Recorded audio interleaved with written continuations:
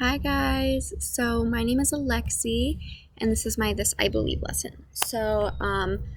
I believe that everyone should try to understand themselves through self-analyzation, and self-analyzation is a process in which the mind tries to understand itself.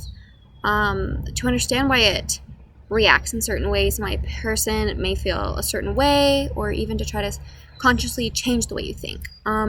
Self-analyzation is a personal thing that allows the brain to try to understand itself. It's a relatively easy task, but changing it into who you want to be is the harder task. And these tasks are much easier with help from a life coach. And so you might be asking yourself, what the heck is a life coach? And a life coach is a person who is trained to teach you how to analyze yourself. And is a lot like counseling, but counseling focuses on the past while life coaching focuses on the future and how to change that. And recently I was able to start life coaching, and it's completely changed my life. I'm now able to analyze myself, my feelings, and my actions. In life coaching, you learn about that you are in charge of how you feel, which is crazy to think. And it all starts with a thought. And then if you change that thought, then you can change your feelings. And so my life coach uses this CTFAR model, and it stands for circumstance, thought, feeling, action, and result. And so basically, a circumstance is a fact. A circumstance is neutral and shouldn't have any emotions behind it. So it can't be like, say, I'm fat, right? That's kind of has a negative thing to it. Instead, you can say, I'm out of shape. Or another example would be like kids.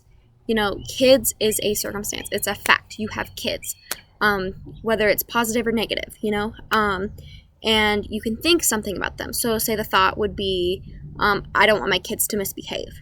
That thought is what carries the feeling.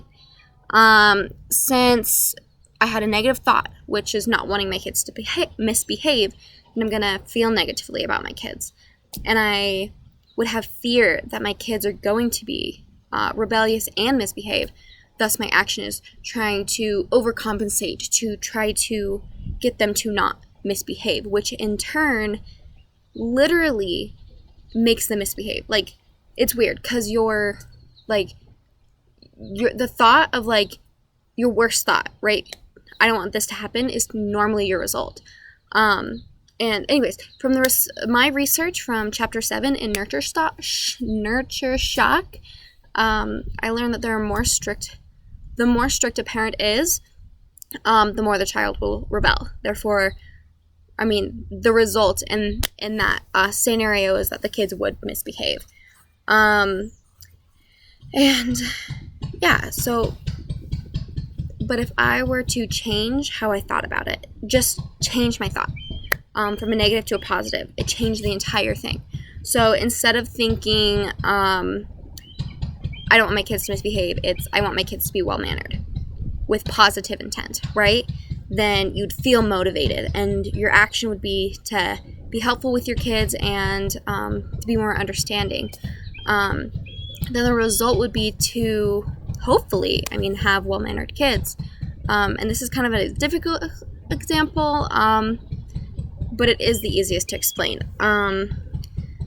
My first thing that I had to do to really start life coaching is to take a step back from life and identify your thoughts. And then after you do that, that's when you can start to understand why you're thinking that way. And once you identify those thought patterns, then you can begin to try to change them. And you just got to be aware of yourself and your thoughts. And that's basically the basis of life coaching.